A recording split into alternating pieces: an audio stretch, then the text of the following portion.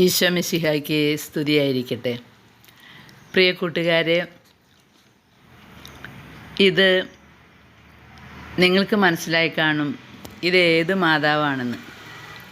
പരിശുദ്ധ അമ്മ വേറൊരു രൂപത്തിൽ ഈ അടുത്ത ദിവസങ്ങളിൽ എൻ്റെ വീട്ടിലേക്ക് വന്ന ഒരു കാര്യം വെറുതെ നിങ്ങളുമായിട്ട് പങ്കുവയ്ക്കുകയാണ്. ഇതിനു മുൻപ് ഞാൻ പറഞ്ഞല്ലോ, വിമല ഹൃദയനാഥ, വിമല ഹൃദയത്തിലെ സ്നേഹാഗ്നി ജ്വാല, ആ മാതാവിൻ്റെ ഒരു രൂപം ഇതുപോലെ തന്നെ വീട്ടിലേക്ക് കിട്ടി, ഒരു ബ്രദർ വഴിയായിട്ട്. ഇവിടെ എൻ്റെ വീട്ടിലേക്ക് കുറേ മാതാവിൻ്റെ സ്റ്റാച്ചുകളും ഈശോയുടെ സ്റ്റാച്ചുകളും ഞാൻ വില കൊടുത്ത് വാങ്ങാതെ ഓരോരുത്തർക്ക് സന്ദേശം കിട്ടിയിട്ട് കുരുക്കഴിക്കുന്ന മാതാവ് അങ്ങനെയൊക്കെ വന്നിട്ടുണ്ട്. ഇപ്പോൾ ഇതാ കുറുവിലങ്ങാട്ടത്തെ മുത്തിയമ്മയാണ് വന്നിരിക്കുന്നത്. ഈ മാതാവിൻ്റെ രൂപങ്ങളൊക്കെ ഇങ്ങനെ വന്നു എന്ന് പറയുമ്പോൾ ഇത് സ്വർഗത്തിൽ നിന്ന് വന്നതൊന്നല്ല കേട്ടോ. നിങ്ങൾ അങ്ങനെയൊന്നും തെറ്റിദ്ധരിക്കരുത്. ഇത് ഓരോ മനുഷ്യർക്ക് അവരോരോ സ്ഥലങ്ങളിലായിരിക്കുമ്പോൾ ഇവിടെ അത് കൊടുക്ക് എന്ന് സന്ദേശം കിട്ടുകയോ പ്രേരണ കിട്ടുകയോ ഒക്കെ ചെയ്തിട്ട് അവരിങ്ങോട്ട് കൊണ്ടുവരുന്നതാണ്. ഞാൻ പറഞ്ഞല്ലോ, ആദ്യം ഒരു ഫാത്തിമയിലെ രൂപം ഇടവകയിൽ നിന്ന് തന്നെ ഇവിടെ യൂണിറ്റ് അടിസ്ഥാനത്തിൽ കൊണ്ടുവന്ന് പ്രാർത്ഥിക്കാൻ വെച്ചതാണ്.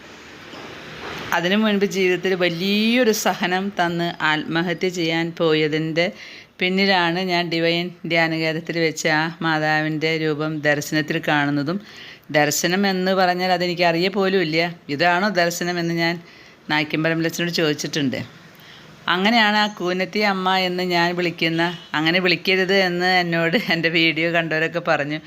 അത് ഞാനും മാതാവും തമ്മിലുള്ള ബന്ധത്തിൽ പല പേരുകൾ വിളിക്കുന്നതായിട്ടോ. കൂന്ന് നിൽക്കുന്നത് കൊണ്ടേ വെറുതെ സന്തോഷം കൊണ്ട് പറഞ്ഞു പോകുന്നതാണ്. അങ്ങനെയാണ് ആ അമ്മ വന്നത്.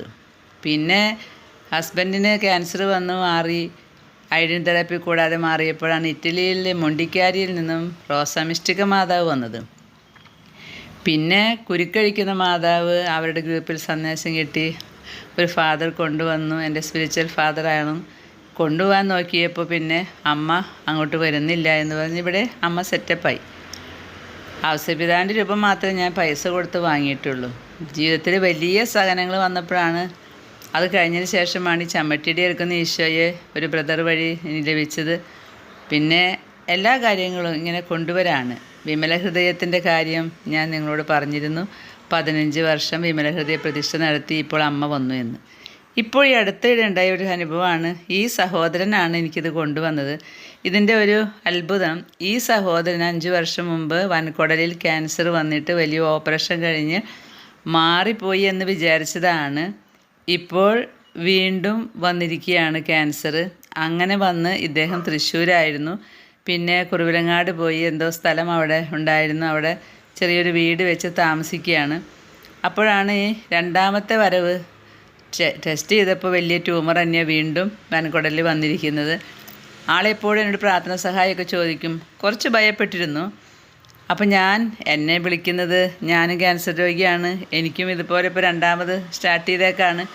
പിന്നെ ഞാനിങ്ങനെ വളരെ ഹാപ്പി ആയിട്ടിരിക്കുമ്പോൾ ഇവർക്ക് എന്നെ വിളിക്കുമ്പോൾ ഒരു സന്തോഷം, ഒരു ധൈര്യം. ഞാൻ പറഞ്ഞു, വരട്ടെ, നമുക്ക് മുകളിലേക്ക് പോകണമല്ലോ, നിത്യജീവൻ കിട്ടണ്ടേ എന്നൊക്കെ തമാശ പറയുമെങ്കിലും എല്ലാവരും ഇത് തമാശയായിട്ട് എടുക്കുന്നില്ല. ഈ സഹോദരന് വന്നു. ഇപ്പോൾ വലിയൊരു ഓപ്പറേഷൻ, 15 മണിക്കൂർ നീണ്ടു നിൽക്കുന്ന ഓപ്പറേഷൻ കഴിഞ്ഞ് കീമോതെറാപ്പിയിലൂടെ കടന്നു പോകുന്ന ഒരു മകനാണിത്. ഇതൊന്നല്ല അദ്ദേഹത്തിൻ്റെ രൂപം. അദ്ദേഹം നല്ല ഒരു വെളുത്ത് സുന്ദരനായ ഒരാളായിരുന്നു. ഇപ്പോൾ ഇങ്ങനെ നിറം കുറഞ്ഞ് കീമോതെറാപ്പി 3ാമത്തെ കഴിഞ്ഞിട്ടാണ് ഇദ്ദേഹം വന്നത്. അദ്ദേഹത്തിന് അവിടെ ഇരിക്കുമ്പോൾ ശക്തമായ പ്രേരണയാണ് മുത്തിയമ്മയ്ക്ക് ഇങ്ങോട്ട് വരണമെന്ന്.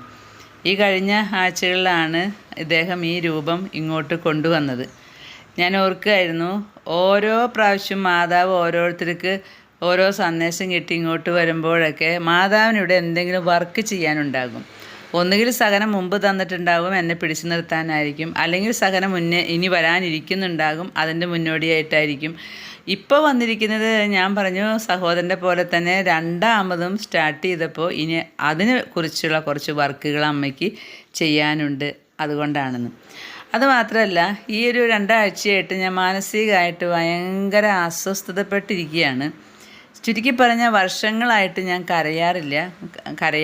എനിക്ക് കരയാൻ പറ്റാറില്ല. കാരണം മൊത്തം ചതിയും വഞ്ചനയും ഈ നീതിയല്ലാത്തതൊക്കെ കണ്ട് ഒരുപക്ഷെ മനസ്സ് മരവിച്ചു എന്ന് വേണമെങ്കിൽ പറയാം.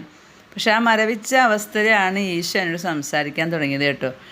അങ്ങനെ ഇരിക്കുകയാണ്. ഞാൻ ഒരിക്കലും അങ്ങനെ നിലവിട്ട് കരയാറില്ല. ഇപ്പോൾ ഞാൻ വീണ്ടും ക്യാൻസർ എനിക്ക് തുടങ്ങിയിരിക്കുന്ന അവസരത്തിൽ ഞാനിങ്ങനെ ആയിരിക്കുമ്പോൾ ഈ 2 ആഴ്ച നിങ്ങൾ കേട്ടിട്ടുണ്ടാവും, ഈ കഷ്ടകാലം ഓട്ടോറിക്ഷ പിടിച്ച് വരുന്നു. അതുപോലെ സാത്താൻ എന്നെ വ്യക്തികളിലൂടെ ആക്രമിക്കുകയാണ്, അതും എനിക്ക് വേണ്ടപ്പെട്ടവരിലൂടെ. അങ്ങനെ ഒരു സംഭവം ഉണ്ടായി. ഞാൻ ഒരുപാട് എനിക്കിപ്പോൾ സഹിക്കാനൊന്നും പണ്ടത്തെ പോലെ പറ്റില്ല, കാരണം ബോഡി വളരെ വീക്കല്ലേ. അപ്പം ഞാനിങ്ങനെ വളരെ സങ്കടപ്പെട്ടു, പ്രഷറൊക്കെ പോയി. അതൊരു വല്ലാത്ത സഹനമായിരുന്നു.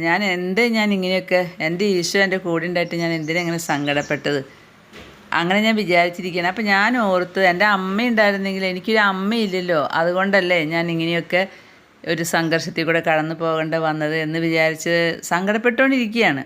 ആ സമയത്താണ് മുത്തിയമ്മ എൻ്റെ അടുത്തേക്ക് വന്നത്. അപ്പോൾ ഇതുവരെയുള്ളത് ഫാത്തിമ നാഥ, റോസ മിസ്റ്റിക് മാതാവ്, കുരുക്കഴിക്കുന്ന മാതാവ്, വിമല നാഥ, അങ്ങനെയൊക്കെയാണല്ലോ വിളിക്കുക. ഇത് കുറുവിലങ്ങാട്ട് മുത്തിയമ്മ. കുറുവിലങ്ങാട്ട് മുത്തിയമ്മ. ഞാൻ എപ്പോഴും പറയും, ഇവിടെ ഔസപിതാൻ്റെ കയ്യിലാണല്ലോ ഉണ്ണി, എന്താ ഈ മാതാവ് സുഖമായിട്ടിങ്ങനെ ഇരിക്കുക, ഉണ്ണീനും കൈ പിടിക്കാതെ, ഇവിടെ ഉണ്ണിയുള്ള സ്റ്റേച്ചു ഒന്നുമില്ല എന്ന് ഞാൻ അങ്ങനെ പറയാറുണ്ട്. എന്തായാലും മക്കൾ സങ്കടപ്പെടുന്ന കാണുമ്പോൾ അമ്മമാർക്ക് വെറുതെ ഇരിക്കാൻ പറ്റില്ല എന്ന് എനിക്ക് മനസ്സിലായി. പ്രിയ സഹോദരങ്ങളെ, നിങ്ങൾക്ക് എല്ലാവർക്കും അറിയാവുന്ന പോലെ ഈ രോഗവുമായിട്ട് ഞാൻ മുന്നോട്ട് പോവുകയാണ്. പക്ഷെ എന്നെ കാണുന്നവർ പറയും, ഇങ്ങനൊരു രോഗമുണ്ടോ? ഞാൻ രോഗമില്ല എന്ന് തന്നെ വെച്ചോളൂ. അങ്ങനെ രോഗം രണ്ടാമതും ഞാൻ അതിൽ കൂടെ കടന്നു പോകുമ്പോൾ പോലും എനിക്കിങ്ങനെ സഹനം തന്നപ്പോൾ ഞാൻ എന്തോ കുറച്ച് സമയത്തേക്ക് എൻ്റെ മനസ്സ് കൈവിട്ടു പോയി. അതുകൊണ്ടാണല്ലോ ഞാൻ കരഞ്ഞത്. ഈശോ അമ്മ കൂടെയുണ്ടെന്ന് എനിക്ക് ബോധ്യമുണ്ട്. എങ്കിലും ഞാൻ ചില സന്ദർഭങ്ങളിൽ ഇങ്ങനെ മനുഷ്യരല്ലേ, ഇതെന്താ ഇങ്ങനെ എന്നെ ആക്രമിക്കണേ എന്ന് വെച്ച് ഞാൻ ഇപ്പോഴത്തെ അവസ്ഥയിൽ പെട്ടെന്ന് പ്രഷർ കയറും. ഡോക്ടർ പറഞ്ഞിട്ടുണ്ട് ഇങ്ങനെ ആവശ്യമില്ലാത്ത കാര്യങ്ങളൊന്നും കേൾക്കരുത്, നല്ലത് പറയുക, ഇഷ്ടമുള്ള കാര്യങ്ങൾ ചെയ്യുക, തോട്ടം നനയ്ക്കുക, തോട്ടത്തിൽ പണിയെടുക്കുക. എന്താണ് നമുക്കിഷ്ടം? എനിക്ക് തോട്ടമാണ് ഇഷ്ടം. തോട്ടം ഞാൻ മനഃപൂർവ്വം ഇഷ്ടപ്പെടുത്തി എടുത്തതാണ് എൻ്റെ സഹനങ്ങൾ മറക്കാൻ. അതുപോലെ ഞാൻ നിങ്ങളോട് മുമ്പേ പറഞ്ഞിട്ടുള്ളതുപോലെ മനഃപൂർവ്വം ഞാൻ ഈ വഴിയിലേക്ക് വന്നതാണ്, ഈ സുവിശേഷ പ്രഘോഷണത്തിന്. കാരണം എൻ്റെ സഹനങ്ങൾ മറക്കാൻ. പിന്നെ ഇപ്പോൾ അതെൻ്റെ ജീവിതത്തിൻ്റെ ഭാഗമായിട്ട് മാറി. എന്തായാലും കുറുവിലങ്ങാട്ട് മുത്തിയമ്മ ഇദ്ദേഹത്തിൻ്റെ കൈകളിലൂടെ ഇവിടെ വന്നു. അമ്മ ഒരു വലിയ അടയാളവും തന്നു. അന്ന് ചൊവ്വാഴ്ച പ്രാർത്ഥിച്ചുകൊണ്ടിരിക്കുമ്പോൾ ഞാൻ പറഞ്ഞു, മുത്തിയമ്മേ, നീ ഇപ്പോൾ നമ്മുടെ ഇവിടേക്ക് വന്നിരിക്കുകയല്ലേ, അപ്പോൾ ഇവിടെയുള്ളവർക്കൊക്കെ ഒരു ശുദ്ധീകരണ അനുഭവം കൊടുക്കണം കേട്ടോ എന്ന്. എന്തായാലും അന്ന് പ്രാർത്ഥിച്ചുകൊണ്ടിരിക്കുമ്പോൾ ശുദ്ധീകരണാത്മാക്കൾക്ക് വേണ്ടി പ്രാർത്ഥിച്ചപ്പോൾ എല്ലാവർക്കും ശുദ്ധീകരണ അനുഭവം കൊടുത്തു. അത് എല്ലാവർക്കും സന്തോഷമായി. പ്രിയ സഹോദരങ്ങളെ, ഈ സഹോദരൻ്റെ വാക്കുകൾ നമുക്ക് കേൾക്കാൻ കിട്ടുമോ? 15 മണിക്കൂർ ഓപ്പറേഷൻ ചെയ്തിട്ട് ഈ ഡോക്ടർ ക്ഷീണിച്ചു പോയി എന്നാണ് പറയുന്നത്. പക്ഷേ കുറുവിലങ്ങാട്ട് മുത്തിയമ്മ അവിടെ ഉണ്ടായിരുന്നു യേശുവിനോടൊപ്പം. അമ്മയെ നമ്മൾ വിളിച്ചാൽ, കുരിശിൻ ചുവട്ടിൽ നമുക്ക് ഏൽപ്പിച്ചു തന്നത് നിൻ്റെ അമ്മ എന്ന് പറഞ്ഞിട്ടാണ് ഈശോ പരിചയപ്പെടുത്തി തന്നത്. അമ്മ എന്ന് പറഞ്ഞാൽ അവളെല്ലാമാണ്. രക്ഷിക്കാൻ കൂട്ടുനിൽക്കും, ശിക്ഷിക്കാനും ചിലപ്പോൾ കൂട്ടുനിൽക്കും, കരുണ കാണിക്കാൻ കൂട്ടുനിൽക്കും, തെറ്റിതിരുത്താൻ കൂട്ടുനിൽക്കും. അതാണ് അമ്മ. അതുകൊണ്ട് അമ്മയ്ക്ക് വേറെ, എൻ്റെ മനസ്സിൽ വേറെ ഇനി പേരുകളൊന്നുമില്ല. എൻ്റെ അമ്മയാണ് ഈ അമ്മ. ഇദ്ദേഹത്തിൻ്റെ ഓപ്പറേഷൻ തിയേറ്ററിലേക്ക് ചെന്നു. അതുകൊണ്ടാണ് ഇദ്ദേഹം ഇന്ന് ഈ ഡോക്ടർമാർക്ക് ക്ഷീണം വന്നിട്ടും ഡോക്ടർമാർ പറയുകയാണ്, ഇത് എന്താ ഇവിടെ മിറക്കിൾ സംഭവിച്ചതെന്ന്. അവർ പറയുകയാണ്, ഒരു ട്യൂമർ ചെത്തുമ്പോഴേക്കും അടുത്തത് കാണും, പിന്നെ അത് മുറിക്കുമ്പോഴേക്കും അടുത്തത് കാണും, എന്താ ചെയ്യേണ്ടതെന്ന് പിടുത്തല്ല. അങ്ങനെ 15 മണിക്കൂർ നമ്മുടെ വയറ്റിൻ്റെ ഉള്ളിലെ നമ്മൾക്ക് കാണാൻ പറ്റാത്ത കുടലുകൾ, എത്രയോ സെൻറ്റിമീറ്റർ ഉണ്ടെന്നല്ലേ പറയണേ, ആ ഓരോ കുടലുകളും തപ്പി വരുമ്പോൾ ഈ ക്യാൻസറിൻ്റെ ട്യൂമറുകൾ കണ്ടിട്ട് അത് മുറിച്ച് മാറ്റി വലഞ്ഞു പോകുന്ന ഡോക്ടർ. ആ സമയത്ത് കുറുവിലങ്ങാട്ട് മുത്തിയമ്മ ഇദ്ദേഹത്തിൻ്റെ ഓപ്പറേഷൻ തിയേറ്ററിലെത്തി എന്നാണ് ഇദ്ദേഹം പറയുന്നത്. അങ്ങനെയാണ് ഈ 15 മണിക്കൂർ നീണ്ടു നിന്ന ഈ ഓപ്പറേഷൻ കഴിഞ്ഞത്. ഇപ്പോൾ കീമോതെറാപ്പിയിലൂടെ പോയിക്കൊണ്ടിരിക്കുക. ഞാൻ പറഞ്ഞു, നല്ല ധൈര്യമൊക്കെ കൊടുത്തു. ഇപ്പോൾ ആൾ ധൈര്യമൊക്കെ ഉണ്ട്. പക്ഷേ എനിക്കറിയാം എത്ര ധൈര്യമുള്ള ആളാണെങ്കിലും എൻ്റെ പോലെ ലോകം വെട്ടിക്കളഞ്ഞിട്ടില്ലെങ്കിൽ മരണം എന്ന് കേൾക്കുമ്പോൾ ഭയമായിരിക്കും, സങ്കടമായിരിക്കും. ഞാൻ അദ്ദേഹത്തോട് പറഞ്ഞു, എനിക്ക് ആ സങ്കടമില്ല, അതുകൊണ്ട് ബ്രദറും സങ്കടപ്പെടേണ്ട കേട്ടോ എന്ന്. അത് നമ്മുടെ മാനസികമായ ഒരു ബലഹീനതയാണ്. പ്രിയ സഹോദരങ്ങളെ, കുറുവിലങ്ങാട്ട് മുത്തിയമ്മ, ലോകത്ത് ആദ്യമായിട്ട് അമ്മ പ്രത്യക്ഷപ്പെട്ടത് കുറുവിലങ്ങാടാണ്. അമ്മ മുത്തിയമ്മയായിട്ട് മക്കൾക്ക്, കുഞ്ഞുമക്കൾക്ക്, ഇടയന്മാർക്ക് ഭക്ഷണം കൊടുത്തു, നീരുറവ കാണിച്ചു കൊടുത്തു. അതെല്ലാം കുറുവിലങ്ങാട്ട് പള്ളിയിലുണ്ട്. അത്ഭുത ഉറവ. ഞാൻ അവിടെ പോയിട്ടുണ്ട്, കുറേ പ്രാവശ്യം പോയിട്ടുണ്ട് ആരോഗ്യമുള്ളപ്പോൾ. ആ അമ്മയാണ് ഇന്ന് എൻ്റെ അടുത്തേക്ക് വന്നിട്ടുള്ളത്. അമ്മ ഭക്ഷണമായിട്ടാണോ, അമ്മ വെള്ളമായിട്ടാണോ, അതോ രണ്ടാമതും ക്യാൻസറിലൂടെ കടന്നു പോകുമ്പോൾ ശക്തി തരാനാണോ അമ്മ വന്നതെന്ന് എനിക്കറിയില്ല. നമുക്ക് ഈ സഹോദരൻ അവരുടെ ഓപ്പറേഷനെ കുറിച്ച് പറയുന്നത് ഒന്ന് കേൾക്കാം കേട്ടോ. അമ്മയെ ധൈര്യമായിട്ട് വിളിച്ചോ. കുരിശിൻ ചുവട്ടിൽ വെച്ച് ഈശോ നമുക്ക് തന്നത് ഇതാ നിൻ്റെ അമ്മ എന്ന് പറഞ്ഞാണ്. അമ്മ ഏത് റോള് വേണമെങ്കിലും എടുക്കും. അതുകൊണ്ട് ഭയപ്പെടേണ്ട. അമ്മയെ കൂട്ടുവിളിച്ചാൽ അമ്മയിലേക്കല്ല നമ്മെ കൊണ്ടുപോവുക, ഈശോയിലേക്കാണ്.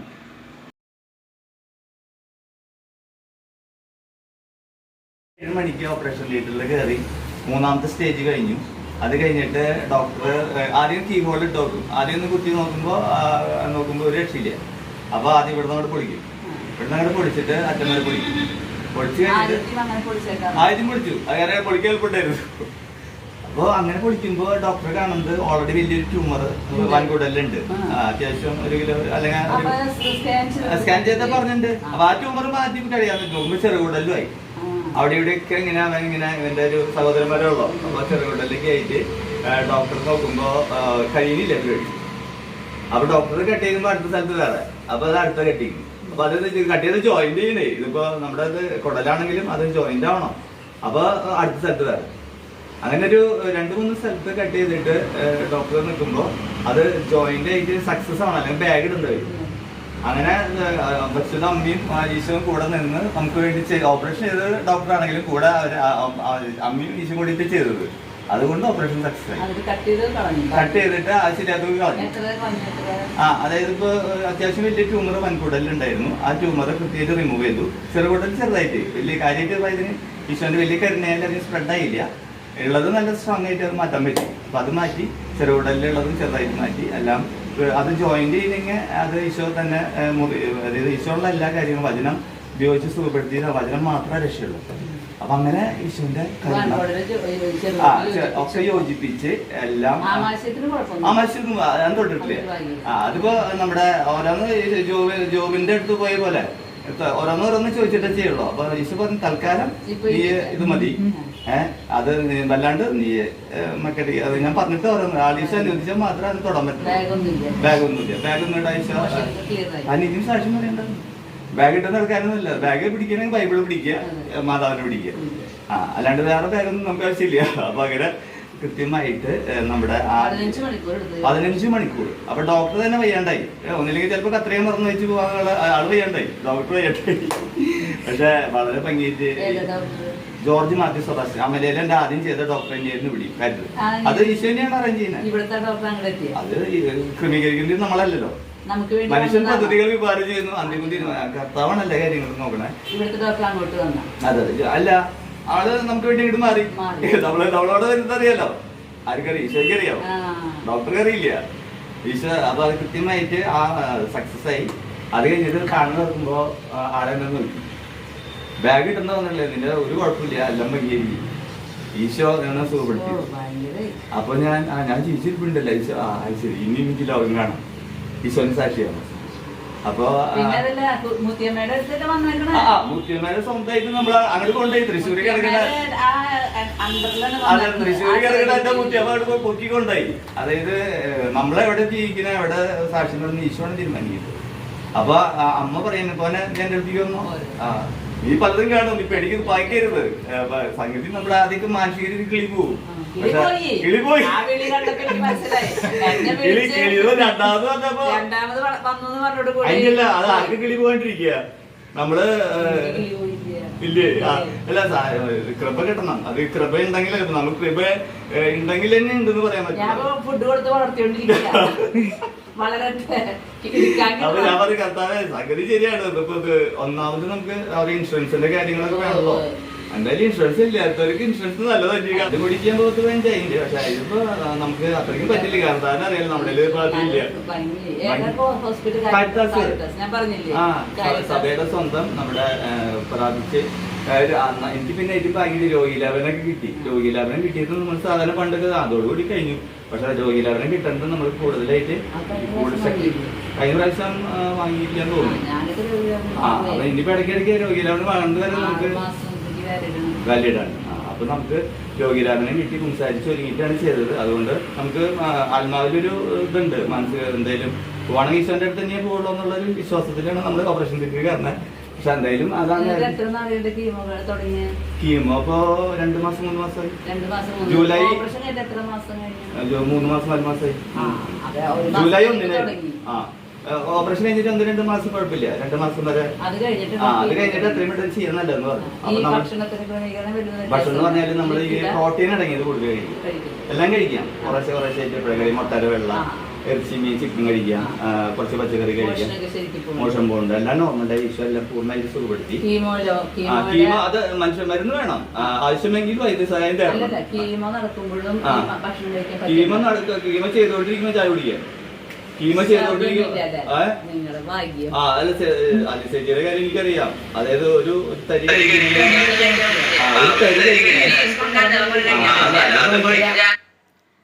കാനായിലെ കല്യാണ വിരുന്നിൽ വെച്ച് വെള്ളം വീഞ്ഞാക്കി മാറ്റിയത് നമ്മൾ ഓർക്കുന്നുണ്ടല്ലോ. അവിടെ വെച്ച് അമ്മ പറഞ്ഞില്ലേ മോനെ ഇവർക്ക് വീഞ്ഞില്ല എന്ന് പറഞ്ഞപ്പോൾ ഈശോ പറഞ്ഞു, സ്ത്രീയെ എനിക്കും നിനക്കും എന്ത്, എൻ്റെ സമയം ഇനിയും സമാഗതമായിട്ടില്ല എന്ന്. ഇതാണ് പലരും എടുത്തു പറയുന്നത്. അവൻ സ്ത്രീയെ എന്നാണ് വിളിച്ചത്. അതുപോലെ അവൻ്റെ ജീവിതത്തിൽ മാതാവിന് വേറെ ഒരു സ്ഥാനം ഉണ്ടായിരുന്നില്ല എന്നൊക്കെയാണ് പറയുന്നത്. പക്ഷേ ഈ ബൈബിൾ വചനത്തിൻ്റെ അവസാനം എന്താണ് ഉണ്ടായത്? മോനെ അവർക്ക് വീഞ്ഞില്ല എന്ന് പറഞ്ഞതിന് ശേഷം അമ്മ ഒന്നും നോക്കിയില്ല. മോൻ പറയുന്നത് ചെയ്യാനാണ് പറഞ്ഞത്. ആ മകൻ എന്ത് ചെയ്തു? അമ്മ പറഞ്ഞത് അവർക്ക് ചെയ്തു കൊടുത്തു. പരിശുദ്ധ അമ്മ മാതാവിൻ്റെ ഏറ്റവും വലിയ മാധ്യസ്ഥ വരം ഇവിടെ നമുക്ക് കാണാം. അമ്മ പറയും അവർക്ക് ഇന്ന സംഭവം ഇല്ല എന്ന്. ഈശോ ചോദിക്കും നിനക്കും എനിക്കും എന്ത്, എൻ്റെ സമയമായിട്ടില്ല എന്ന് പറയും. പക്ഷേ പിന്നെ പോയിട്ട് അമ്മ പറഞ്ഞതൊക്കെ ചെയ്തു കൊടുക്കും. നമുക്ക് പരിശുദ്ധ അമ്മയെ നമ്മുടെ ജീവിതത്തിലേക്ക് കൊണ്ടുവരാം. അമ്മ നമ്മെ ഈശോയിലേക്കാണ് കൊണ്ടുപോവുക, പിതാവിലേക്കാണ് കൊണ്ടുപോവുക. ഒരിക്കലും അമ്മയെ ദൈവമായിട്ട് അമ്മയുടെ അടുത്തേക്ക് ആളുകളെ ഓടി വരാനായിട്ട് അനുവദിക്കില്ല. അമ്മ ആളുകളെ കൊണ്ടുപോകുന്നുണ്ടെങ്കിൽ അവരെ കൊണ്ടുപോകുന്നത് ദൈവത്തിലേക്കാണ്. എന്തായാലും മാതാവിൻ്റെ രൂപം എടുത്തു വെച്ചതിന് ശേഷം ഒരു 10-15 മിനിറ്റ് കഴിഞ്ഞപ്പോൾ ഒരു കോളിംഗ് ബെല്ലടിച്ചു. ഞാൻ വന്ന് നോക്കി ഇതാരാണെന്ന്. ലോകത്തിലേക്ക് ആദ്യമായി പ്രത്യക്ഷപ്പെട്ട അമ്മ വന്നിട്ട് പിന്നെ വന്ന അതിഥി. അമ്മ എന്താണ് ഇങ്ങനെ കൊണ്ടുവന്നതറിയില്ല. ഈ അതിഥിയാണ് പിന്നെ വന്നത്. കുറുവങ്ങാട്ട് മുത്തിയമ്മ ഇടയമക്കൾക്ക് ഭക്ഷണവും വെള്ളവും കൊടുത്തെങ്കിൽ അമ്മ ഇവിടെ വന്ന് തൊട്ട് പിന്നാലെ ഈ മകളാണ് കയറി വന്നത്. പ്രിയ സഹോദരങ്ങളെ, കുറുവിലങ്ങാട്ടത്തെ മുത്തിയമ്മയെ നമുക്ക് ഓർക്കാം. ഓരോ സ്ഥലത്തും മാതാവ് പ്രത്യക്ഷപ്പെട്ടപ്പോൾ ഓരോ പേരുകളിൽ അറിഞ്ഞിട്ടുണ്ട്. അത് നമുക്ക് ഓർക്കാം. അമ്മയുടെ സന്ദേശമാണ് ഓർക്കേണ്ടത്. പരിശുദ്ധ കുർബാന, പരിഹാരം, പ്രായശ്ചിത്തം ഇവ ചെയ്ത് അനേകം പാപികൾക്ക് വേണ്ടി പ്രാർത്ഥിക്കാനാണ് അമ്മ പറയുക. കുറുവിലങ്ങാട്ടത്തെ മുത്തിയമ്മ, പരിശുദ്ധ ദൈവ മാതാവ് നമ്മെ വിളിക്കുന്നത് ഈശോയിലേക്കാണ്. അതുകൊണ്ട് നമുക്ക് അമ്മയുടെ പക്കലേക്ക് ഓടി അണയാം. കാരണം അവിടെ ഈശോയുണ്ട്. പ്രിയമക്കളെ, പരിശുദ്ധ മാതാവിൻ്റെ എല്ലാ പ്രത്യക്ഷീകരണങ്ങളിലും അമ്മ പറഞ്ഞ സന്ദേശങ്ങൾ നമുക്ക് ഓർക്കാം. ധാരാളം പ്രാർത്ഥിക്കാം, ധാരാളം പരിഹാരം ചെയ്യാം. പാപികളുടെ മാനസാന്തരത്തിന് വേണ്ടിയും ലോകത്തിൻ്റെ പാപങ്ങളുടെ പരിഹാരമായും നമുക്ക് പരിശുദ്ധ കുർബാനയും പരിശുദ്ധ ജപമാലയും ദിവ്യകാരുണ്യ ആരാധനയും സമർപ്പിക്കാം. അനേകം ശുദ്ധീകരാത്മാക്കൾക്ക് വേണ്ടി നമ്മുടെ പ്രാർത്ഥനകളും സഹനങ്ങളും കാഴ്ചവെക്കാം. അമ്മ നമ്മെ കൊണ്ടു ചെന്നെത്തിക്കുന്നത് ഈശോയിലേക്കാണ്, ഈശോയുടെ ഹൃദയത്തിലേക്കാണ്. അമ്മ പറഞ്ഞാൽ മകനത് ചെയ്തു തരും. കാരണം മകനറിയാം അമ്മ എന്താണ് പറയുന്നതെന്ന്.